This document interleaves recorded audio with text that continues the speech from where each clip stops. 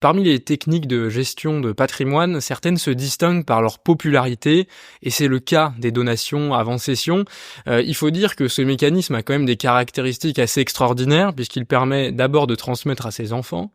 Ensuite, c'est aussi bien pour l'immobilier que pour des titres de société. Et puis tout ça en effaçant partiellement ou totalement l'impôt lié à la plus-value, selon les cas qu'on va certainement détailler ensemble.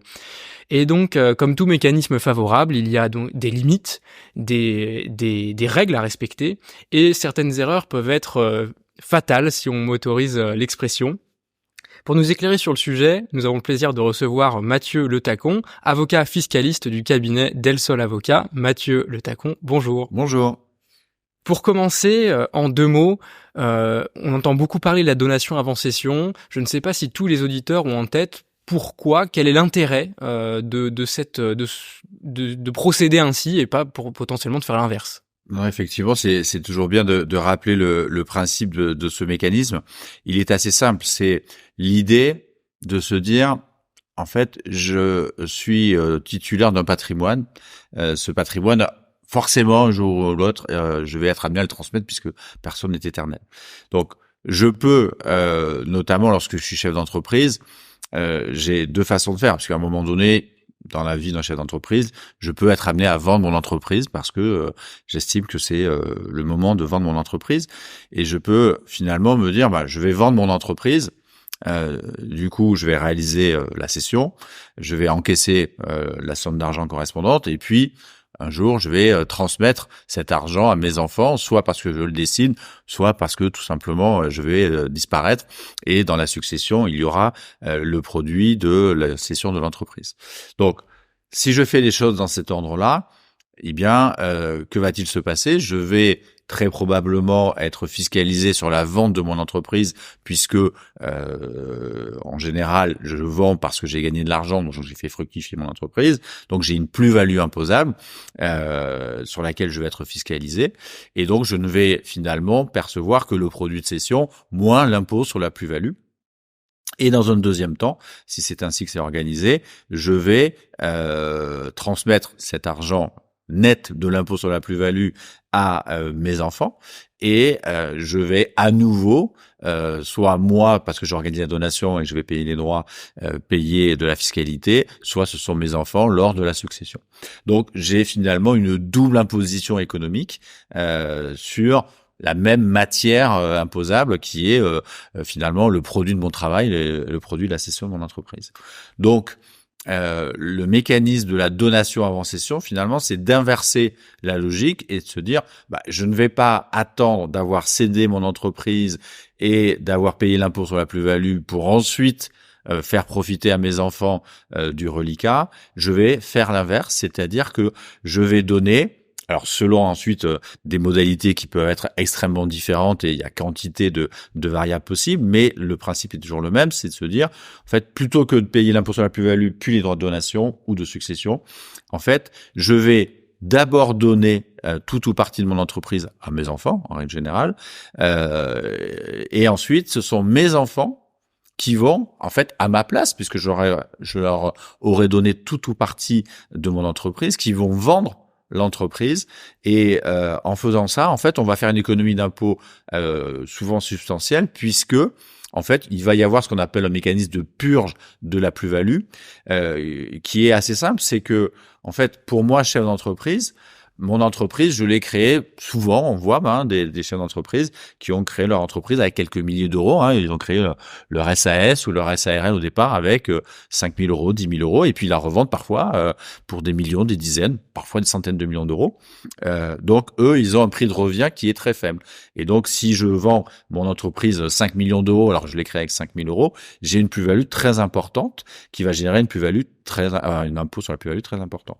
Si en revanche, je décide de donner à mes enfants avant de céder, eh bien, en fait, je vais tout simplement leur permettre à eux d'avoir un prix de revient pour la cession, et donc pour le calcul de la plus-value future, beaucoup plus important que le mien, puisque lorsque je vais leur donner, eux, leur prix d'origine, leur prix de revient, c'est la valeur de la société, de l'entreprise, à la date à laquelle je vais leur donner. Donc, si je leur donne juste avant de vendre, je reprends mon exemple, l'entreprise vaut 5 millions d'euros, je vais leur donner tout ou partie d'entreprise sur la base de sa valeur de 5 millions d'euros, et eux, ensuite, ils vont vendre pour 5 millions d'euros.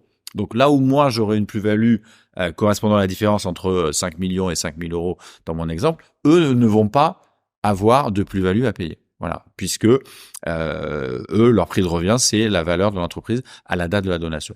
Donc, voilà le mécanisme dans son principe.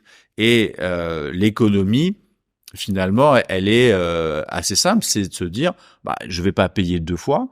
Et finalement, si j'arrive d'une façon ou d'une autre à faire en sorte que le montant des droits de donation que je vais devoir régler pour transmettre toute partie de mon entreprise à mes enfants avant la cession n'est pas plus élevé que voire est inférieur au montant de l'impôt sur la plus-value, en fait, finalement, j'ai tout gagné parce que non seulement je n'ai pas payé deux fois, c'est-à-dire à la fois l'impôt sur la plus-value et l'impôt sur les droits de donation et de succession, mais parfois, en fait, j'ai même réalisé une économie beaucoup plus importante parce que j'ai réussi à donner finalement avec des droits de donation qui sont moins importants que l'impôt sur la plus-value. Il faut ici rappeler que même si évidemment il y a plein de cas de figure différents, c'est que globalement aujourd'hui, on peut considérer que l'impôt sur la plus-value, il est taxé à hauteur, l'impôt sur la plus-value est au taux maximum de 34%. C'est la flat tax plus la contribution exceptionnelle, donc 34%. Alors certes, pas sur 100% du prix de cession parce que ce n'est que sur la plus-value, mais c'est à comparer à des taux de droits de donation qui sont compris entre 0 et 45%.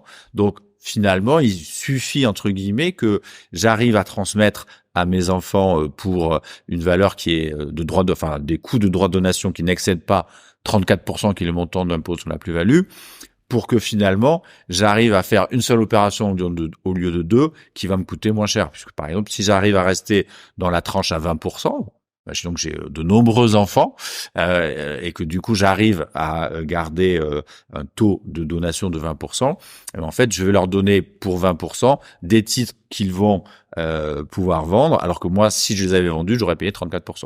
Donc voilà. Donc le principe est celui-ci, et ensuite, alors il y a quantité de variables possibles, comme je le disais, puisque il y a plein de cas de figure potentiels, il y a quantité de réflexions et de questions à se poser le plus en amont possible, idéalement, pour que ça fonctionne. Ma mission sur le podcast, vous le savez, c'est d'interviewer les meilleurs professionnels qui permettent aux entrepreneurs de jouir de leur patrimoine en lui donnant du sens. En ce moment, nous cherchons à étendre notre message et pour nous aider, c'est simple, partagez cet épisode sur LinkedIn et faites-en profiter à votre réseau. Avant de rentrer un petit peu dans ces points de vigilance, dans ces différentes subtilités du régime, j'ai envie d'évoquer un point qui me tient à cœur, puisque souvent il est occulté parce que on a cet attrait fiscal qui est évident, hein, vous l'avez expliqué, c'est la logique mathématique et économique est implacable, mais donner, c'est quand même se déposséder. Et parfois le sujet civil peut nous inciter à ne pas bénéficier de ce régime fiscal favorable, puisque on n'en a pas forcément les moyens, on n'est pas forcément dans une bonne situation pour cela. Est-ce que vous avez des lignes directrices en tête qui par moment peuvent vous freiner un petit peu dans la mise en place d'une donation avant cession? Alors, bien entendu que c'est un sujet et qu'on est vigilant à ce que, au motif d'une carotte fiscale qui devient obsessionnelle, nos clients ne se dépouillent pas au sens de la donation au sens juridique du terme, mais au sens évidemment, ce n'est pas parce que je m'apprête à vendre mon entreprise qu'il faut nécessairement que je transmette l'intégralité du patrimoine correspondant à mes enfants, et je dois aussi évidemment avoir en perspective le reste de ma vie et le financement du reste de ma vie, bien entendu. Donc c'est bien sûr une variable qui est importante, bien sûr. Alors vous parliez des sujets civils, donc il y a évidemment cet aspect-là, bien entendu, qui est une réflexion patrimoniale globale. Quelle est la situation aussi du conjoint? Est-ce qu'il y a des enfants d'un premier lit, d'un deuxième lit? Il y a aussi on peut peut-être s'arrêter un instant sur les modalités de la donation, puisque sur une donation précession, que va-t-il se passer? Par hypothèse, je vais donner à mes enfants, parmi l'hypothèse où on a plusieurs enfants, que je vais donner à plusieurs enfants, à plusieurs de mes enfants des titres d'une société qu'ils vont vendre, puisque c'est évidemment le principe de la donation avant cession. Donc ils vont percevoir des sommes d'argent qu'ils vont réinvestir. Donc ici on est dans la problématique du caractère de la donation partage ou pas, et sur une donation précession, de procéder à une donation partage. On va revenir et expliquer un peu, pour ceux qui l'auraient pas en tête, en quoi ça consiste. C'est assez important parce que sinon, on peut se retrouver avec des déséquilibres qu'il faudra corriger le jour de la succession future des parents. Donc, rappelons ici que si je fais une donation simple avant cession, et les enfants vont réinvestir le produit de cession. Et si je prends deux exemples caricaturaux, il y en a un qui va réinvestir dans un appartement et l'autre qui va utiliser cet argent pour créer une entreprise. Si son entreprise devient extrêmement profitable et prend beaucoup de valeur, et que la donation qui a été réalisée n'est pas une donation partage devant notaire, eh bien, le jour de la succession, si je caricature, il va falloir que celui qui a créé son entreprise en donne une partie significative à celui des autres enfants qui, lui, avait acheté un immeuble. Je caricature un tout petit peu, les choses sont parfois plus compliquées, mais voilà. Donc ça, il faut avoir en tête quand même que, même si parfois les gens veulent aller vite, voire trop vite, et se disent le notaire, ça va prendre trop de temps, mais c'est important d'avoir une réflexion en amont sur ce genre de sujet, et si on le peut, une donation partage est quand même très sécurisante de ce point de vue-là. Merci pour ce rappel qui me semble très important, en particulier dans un épisode où on parle de fiscalité. Et c'est pour ça que que je trouvais ça important d'en parler, puisque comme vous le disiez, la carotte fiscale peut parfois devenir un petit peu aveuglante, un petit peu obsessionnelle. Tant qu'on parle d'avantages, on pourrait penser au démembrement et se dire, alors là, attendez, je vais bénéficier encore plus du mécanisme puisque je vais transmettre la nue propriété à mes enfants, et en plus, moi potentiellement le prix de cession, c'est moi qui vais le garder, puisque quand on va céder, je profite du quasi-usufruit. Comment est-ce que c'est possible déjà, et puis est-ce qu'il y a des contraintes particulières par rapport à cette donation en démembrement? Alors effectivement, c'est un sujet qui est extrêmement à la mode, hein, mais alors oui, c'est possible. Hein, donc il faut rappeler que donc il y a plusieurs façons de faire une donation avant cession. Il y a la donation avant cession la plus simple, c'est je donne une partie des titres de la société en pleine propriété à mes enfants. Moi, je vais en garder une partie, je vais céder, payer l'impôt sur la plus-value. Les enfants n'auront pas de plus-value, ils vont encaisser le cash, et voilà, on continue comme ça. Effectivement, ensuite, il y a quantité d'autres variables, et l'une d'entre elles peut consister à donner uniquement en démembrement. Donc, en démembrement, on rappelle que, en règle générale, je donne la nue propriété des titres, si on parle d'une entreprise, aux enfants, en se réservant l'usufruit des titres correspondants. Donc, sur cette partie donation, moi, chef d'entreprise, je reste usufruitier. Les enfants sont nus propriétaires. Et ensuite, la question va être de savoir que va-t-il se passer le jour où, en général, et souvent, ce jour arrive très vite puisque les étapes sont souvent très rapprochées. Que se passe-t-il lorsque je cède? Donc là, il y a deux façons d'envisager les choses. Soit on procède à un report du démembrement, c'est-à-dire que on va convenir par subrogation de réinvestir le prix de cession dans un bien qui sera lui-même démembré. Donc ça, c'est la première possibilité. L'autre possibilité que vous mentionniez, et c'est un sujet relativement à la mode, c'est l'idée de dire on va mettre en place un quasi-usufruit, c'est-à-dire qu'on va reporter le démembrement sur le prix de cession. Et très concrètement, ça consiste en quoi? Ça veut dire que finalement, dans ce cas de figure, c'est l'usufruitier, alors même qu'il a donné à ses enfants la nue propriété des titres, qui va percevoir et encaisser très concrètement, très prosaïquement 100% du prix de cession. Donc finalement, ça peut paraître un peu magique, un peu miraculeux, puisque le chef d'entreprise se dit, en fait, non seulement j'ai donné à mes enfants mon patrimoine, mais en plus c'est quand même moi qui vais pouvoir bénéficier du prix de cession et pouvoir l'utiliser comme bon me semble. Donc présenter de cette façon caricaturale, ça peut paraître un peu trop beau pour être vrai.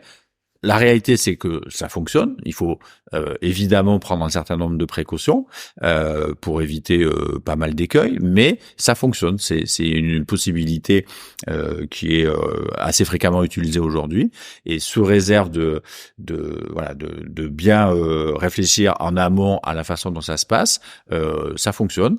Alors après, on prendra, selon les cas de figure, on fait toujours du sur-mesure pour déterminer est-ce que c'est vraiment opportun dans tel ou tel cas de figure, est-ce qu'il faut pas mixer avec de la pleine propriété. Ça dépend aussi évidemment des objectifs poursuivis par le chef d'entreprise, puisque si l'objectif c'est de permettre aux enfants d'avoir un capital de départ pour, par exemple, faire un premier achat immobilier, le quasi-usufruit n'a pas beaucoup de sens. L'idée, c'est plutôt de leur permettre de pouvoir être autonome et pas d'avoir un père ou une mère ou les deux qui supervisent les investissements. Voilà. Donc, il y a beaucoup de réflexions à avoir en amont. Je pense que c'est ça le point important, c'est de se dire il faut pas décider ça à la dernière minute. Et c'est pour ça qu'on dit toujours à nos clients, venez nous voir le plus en amont possible, parce que il y a beaucoup de facteurs à prendre en considération et vous devez avoir une réflexion globale. Et en parlant de ces facteurs de préparation, on sait qu'il y a différents points qu'il est important de valider pour, au-delà de bénéficier de ces avantages, déjà pour faire en sorte que tout ça soit valide et ne soit pas remis en cause. On pense notamment aux opérations dont le timing est mal géré, où on se rend compte a posteriori qu'en fait, peut-être que la vente est passée avant la donation et que finalement il faut détricoter, tout remettre à l'envers. Il y a aussi d'autres points de vigilance de cette nature. Quelle est votre expérience de ce type de dossier? Comment faites-vous attention à ces points? Alors la chronologie est effectivement le sujet le plus important. Pas forcément le plus compliqué à gérer, parce que heureusement la jurisprudence a quand même bien clarifié les choses, et le Conseil constitutionnel a même d'ailleurs censuré le législateur qui avait voulu essayer de purement et simplement interdire le principe de donation en cession. Donc ça, c'est un sujet qui nous conseille, nous stresse toujours beaucoup quand on a des opérations de cession avec des donations avant. On est toujours un peu inquiet, parce que évidemment les clients nous disent non, mais je préfère ne faire l'opération que le plus tard possible, quand je suis vraiment sûr que l'opération va se faire. Et donc nous, on est même si les règles sont relativement claires, on est toujours un petit peu inquiet par rapport à ça. Mais bon, globalement, c'est un sujet qu'on arrive à maîtriser. Ensuite, effectivement, il y a des sujets sur lesquels il faut être vigilant. Bien entendu que il est tout à fait possible de prévoir des charges dans les donations faites aux enfants en vue d'une donation avant cession, mais pour autant, l'écueil, s'il y a un mot à retenir, c'est que il faut éviter toute réappropriation. Ça, c'est évident pour que ça fonctionne. Oui, parce qu'effectivement, pour vulgariser un petit peu la chose, la donation doit être irrévocable pour être valide. Et donc, si on constatait que par un mécanisme X ou Y, le donateur récupérait les sommes, ça poserait problème pour la validité de la donation. Absolument. Ensuite, il y a d'autres variables aussi qu'il faut prendre en considération. C'est aussi selon le cas de figure, est-ce que je vais avoir intérêt ou pas à prendre à ce que le donateur prenne en charge les droits de donation, ou au contraire, ça peut paraître parfois contre-intuitif, mais dans certains cas, en fait, il peut être plus favorable de mettre les droits de donation à la charge des donataires, parce que ça va leur permettre d'avoir un prix de revient plus important qui va permettre de dégager parfois des moins-values. Voilà. Donc on peut avoir ce genre de sujet. Donc c'est toujours c'est une mécanique compliquée, c'est une belle mécanique, mais c'est une mécanique compliquée, et donc il faut pas hésiter à y passer beaucoup de temps pour essayer de trouver pour chaque situation, chaque famille, la configuration qui est la plus adaptée. et généralement, on y passe des semaines avant d'identifier la configuration qui obéit le mieux aux attentes de la famille en question. Vous parliez de temps. On a compris que le mieux, c'était d'en avoir le plus possible, même si parfois, quand on en a un petit peu trop, on a tendance à repousser les opérations. Quel est, selon vous, un temps, non pas minimum, mais au moins raisonnable, pour pouvoir avoir le temps de réfléchir un petit peu à la situation et puis de mettre en place ensuite les opérations?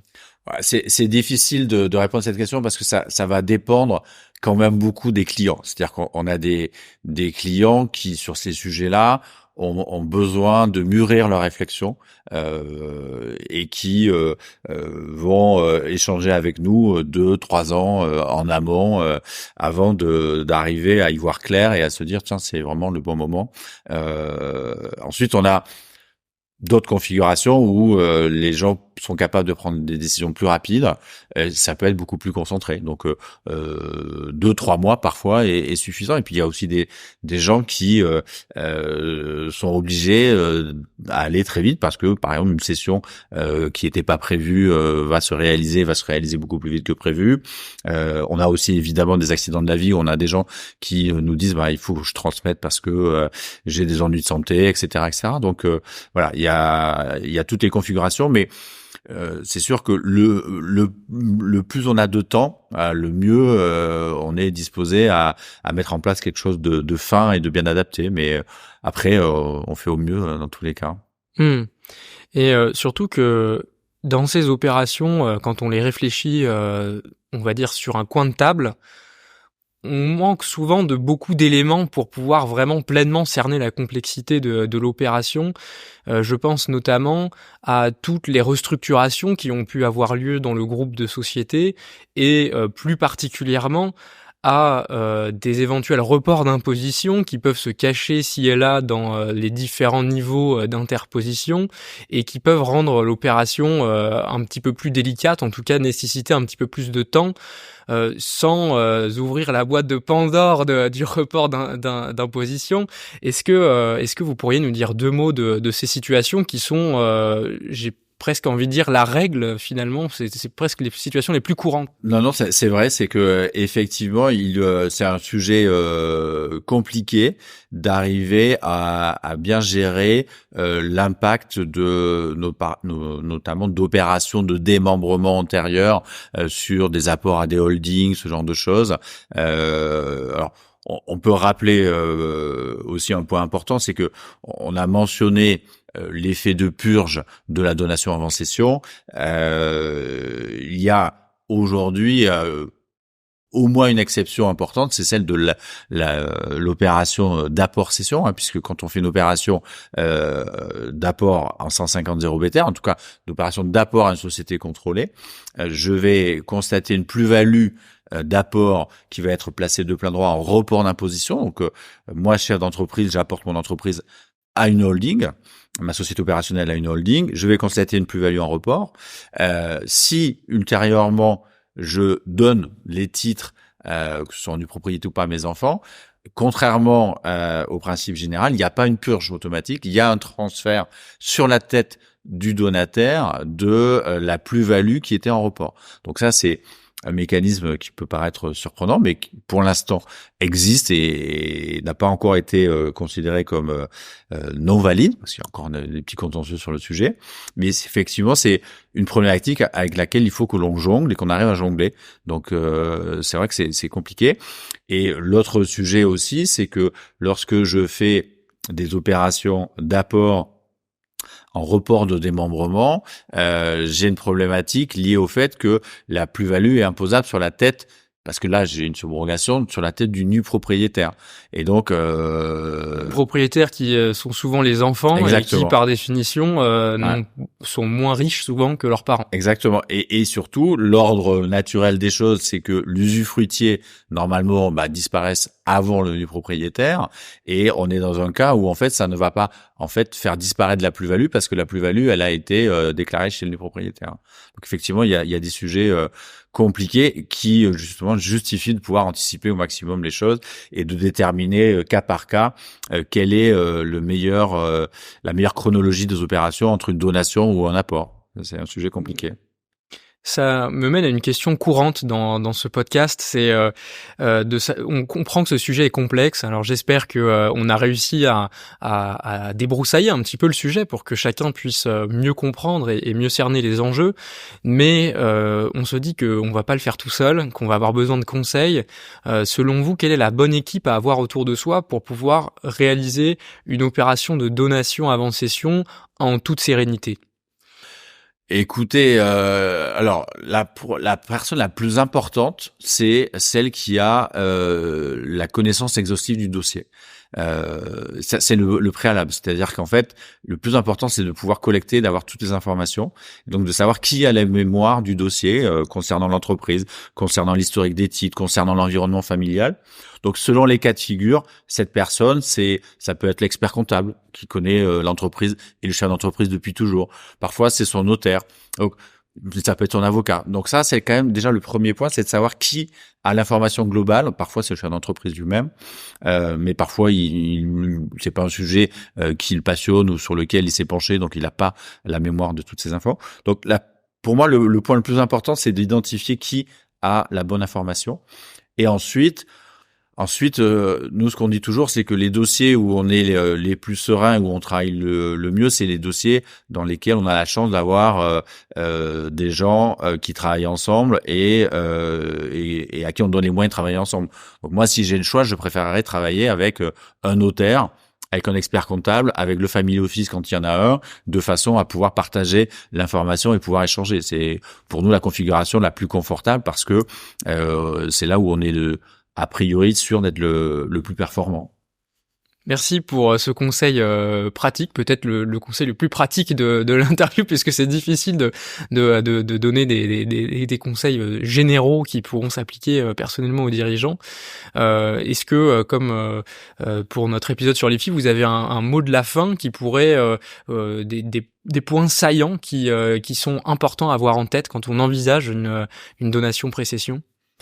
Oui, je pense que le point qu'il faut aussi avoir en tête, c'est que il faut préparer la décision en famille, c'est-à-dire que même si c'est une donation avant cession, c'est un sujet familial, donc ça veut dire qu'il faut échanger avec les enfants pour pouvoir, là aussi toutes les configurations sont possibles, mais pour pouvoir leur expliquer, pour pouvoir leur faire comprendre les choix et leur faire accepter. Donc il n'y a pas que l'aspect juridique, fiscal, financier, il y a aussi un aspect familial, psychologique qui est très intéressant pour les conseils, mais qu'il faut vraiment pas négliger. Ouais. Et vous-même, il vous arrive de recevoir les héritiers en rendez-vous, peut-être pour faire de la pédagogie, ou alors c'est quelque chose qui est très réservé aux parents? Non, très souvent parce que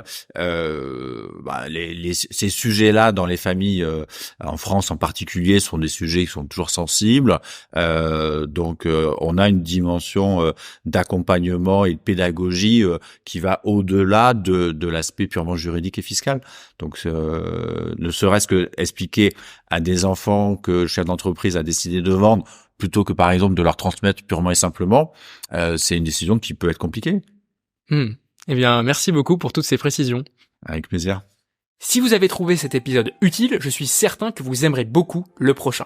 Pour ne pas subir les algorithmes et être certain de ne pas louper les prochaines interviews des meilleurs professionnels de la gestion de fortune, inscrivez-vous à notre newsletter. Rendez-vous directement sur le-family-office.fr et entrez votre adresse email.